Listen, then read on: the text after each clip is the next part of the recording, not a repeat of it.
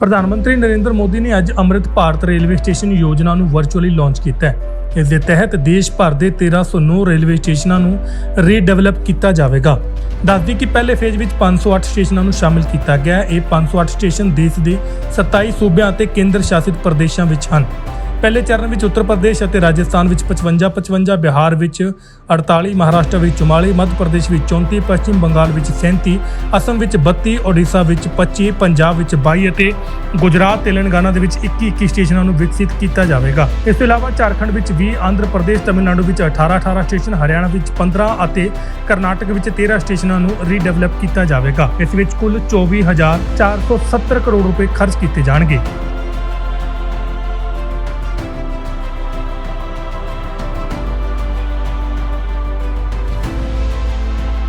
ਇਸ ਮੌਕੇ ਪ੍ਰਧਾਨ ਮੰਤਰੀ ਨਰਿੰਦਰ ਮੋਦੀ ਨੇ ਦੇਸ਼ ਨੂੰ ਸੰਬੋਧਨ ਕਰਦੇ ਹੋਏ ਕਿਹਾ ਕਿ ਸਾਡੇ ਦੇਸ਼ ਵਿੱਚ ਵਿਰੋਧੀ ਧਿਰ ਦਾ ਇੱਕ ਧੜਾ ਨਾ ਕੰਮ ਕਰਦਾ ਹੈ ਨਾ ਕੰਮ ਕਰਨ ਦਿੰਦਾ ਹੈ। ਅਸੀਂ ਸੰਸਦ ਦੀ ਨਵੀਂ ਬਿਲਡਿੰਗ ਬਣਾਈ, ਕਰਤੱਵਯ ਪਥ ਬਣਾਇਆ ਅਤੇ ਕੌਮੀ ਵਾਰ ਮੈਮੋਰੀਅਲ ਬਣਾਇਆ ਤਾਂ ਹਰ ਵਾਰ ਵਿਰੋਧੀ ਧਿਰ ਨੇ ਇਸ ਦਾ ਵਿਰੋਧ ਕੀਤਾ ਹੈ। ਅਸੀਂ ਦੁਨੀਆ ਦੀ ਸਭ ਤੋਂ ਉੱਚੀ ਸਟੈਚੂ ਆਫ ਯੂਨਿਟੀ ਬਣਾਈ। ਕੁਝ ਪਾਰਟੀਆਂ ਚੋਣਾਂ ਦੇ ਸਮੇਂ ਤੋਂ ਸਰਦਾਰ ਪਟੇਲ ਨੂੰ ਯਾਦ ਕਰਦੀਆਂ, ਲੇਕਿਨ ਉਹਨਾਂ ਦੇ ਕੋਈ ਵੀ ਵੱਡੇ ਆਗੂ ਸਰਦਾਰ ਪਟੇਲ ਦੀ ਪ੍ਰਤਿਮਾ ਨੂੰ ਨਮਨ ਨਹੀਂ ਕਰਨ ਗਏ।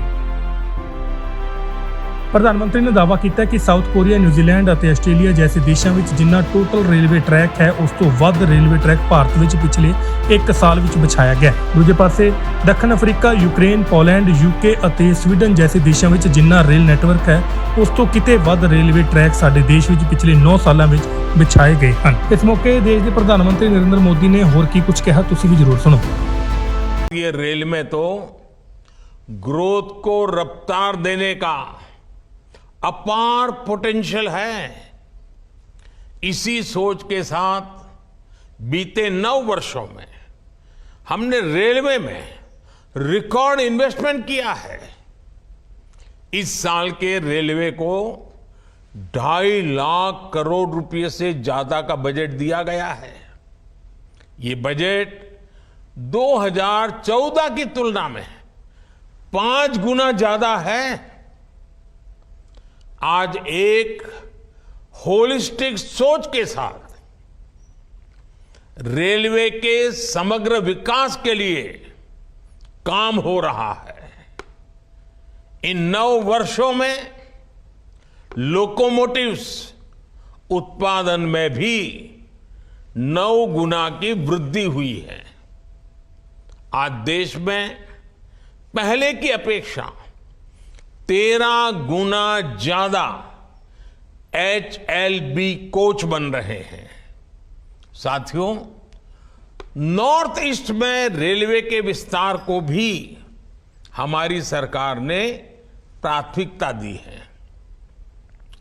रेलवे लाइनों का दोहरीकरण हो, गेज परिवर्तन हो, इलेक्ट्रिफिकेशन हो, नए रूट्स का निर्माण हो, इस पर तेजी से काम किया जा रहा है।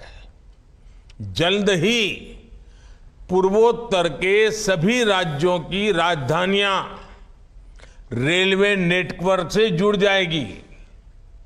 नागालैंड में 100 साल बाद दूसरा रेलवे स्टेशन बना है। नॉर्थ ईस्ट में नई रेल लाइनों की कमीशनिंग भी पहले के मुकाबले 3 गुना ज्यादा हो रही है। साथियों, पिछले 9 वर्षों में 2200 किलोमीटर डेडिकेटेड फ्रेट कॉरिडोर भी बनाए गए हैं। इसकी वजह से माल गाड़ियों के ट्रेवल टाइम में काफी कमी आई है। दिल्ली एनसीआर से वेस्टर्न पोर्ट्स तक, चाहे गुजरात के समुद्री तट हो या महाराष्ट्र का समुद्री तट हो, पहले से जो सामान ट्रेन से पहुंचाने में एवरेज औसतन 72 घंटे लगते थे, आज वही लगेज, वही सामान, वही गुड्स 24 घंटे में पहुंच जाता है। ऐसे ही दूसरे रूट्स पर भी टाइम में 40% की कमी आई है। ट्रैवल टाइम में कमी आने का मतलब है कि मालगाड़ियों की गति बढ़ी है और सामान भी अब ज्यादा तेजी से पहुंच रहा है। इसका बड़ा लाभ हमारे उद्यमियों, कारोबारियों और खास करके हमारे किसान भाई बहनों को हो रहा है। हमारी फल सब्जियां अब ज्यादा तेजी से देश के एक कोने से दूसरे कोने तक जा रही है। जब देश में इस तरह का ट्रांसपोर्टेशन तेज होगा तो उतनी ही तेजी से भारत के जो उत्पाद है, हमारे छोटे मोटे कारीगर, हमारे लघु उद्योग जो कुछ भी उत्पादन करते हैं, वो सामान विश्व बाजार में भी तेजी से पहुंचेगा। साथियों, आप सभी ने देखा है कि पहले रेलवे ओवरब्रिज का कम होने के कारण कितनी दिक्कतें आती थी। 2014 से पहले देश में 6000 से भी कम रेलवे ओवरब्रिज और अंडरब्रिज थे। आज ओवरब्रिज और अंडरब्रिज की ये संख्या 10,000 से ज्यादा हो गई है। देश में बड़ी लाइन पर मानव रहित क्रॉसिंग की संख्या भी शून्य हो चुकी है। रेलवे और रेलवे प्लेटफॉर्म पर यात्री सुविधाओं के निर्माण में आज बुजुर्गों की, दिव्यांगजनों की जरूरतों का विशेष ध्यान रखा जा रहा है। साथियों, हमारा जोर भारतीय रेलवे को आधुनिक बनाने के साथ ही पर्यावरण फ्रेंडली बनाने पर भी है। बहुत जल्द भारत के 100% रेल ट्रैक्स इलेक्ट्रिफाइड होने जा रहे हैं।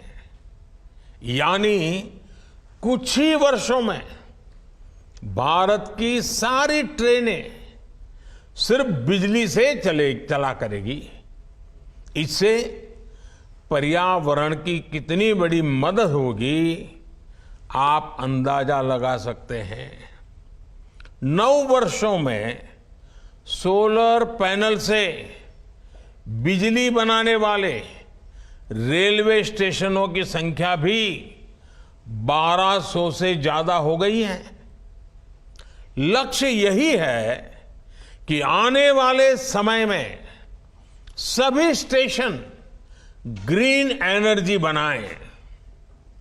हमारी ट्रेनों के करीब करीब 70,000 डिब्बे, 70,000 कोचेज में एलईडी लाइट्स लगाई जा चुकी हैं।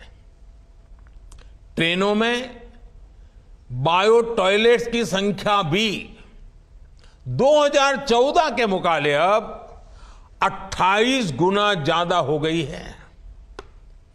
ये जितने अमृत स्टेशन बनेंगे, ये भी ग्रीन बिल्डिंग्स के मानकों को पूरा करेंगे। 2030 तक भारत एक ऐसा देश होगा जिसकी रेलवे नेट जीरो एमिशन पर चलेगी। साथियों, रेल ने दशकों से हमें अपनों से मिलने का बहुत बड़ा अभियान चलाया है, काम किया है। एक प्रकार से देश को जोड़ने का भी काम किया है। अब ये हमारी जिम्मेदारी है कि हम रेल को एक बेहतर पहचान और आधुनिक भविष्य से जोड़ें और रेल की रक्षा, व्यवस्थाओं की रक्षा, सुविधाओं की रक्षा, स्वच्छता की रक्षा, एक नागरिक के नाते उस कर्तव्य को हमें निभाना। अमृतकाल कर्तव्य काल भी है। लेकिन साथियों, कुछ बातें जब हम देखते हैं तो मन को पीड़ा भी होती है। दुर्भाग्य से हमारे देश में विपक्ष का एक धड़ा आज भी पुराने ढर्रे पर चल रहा है।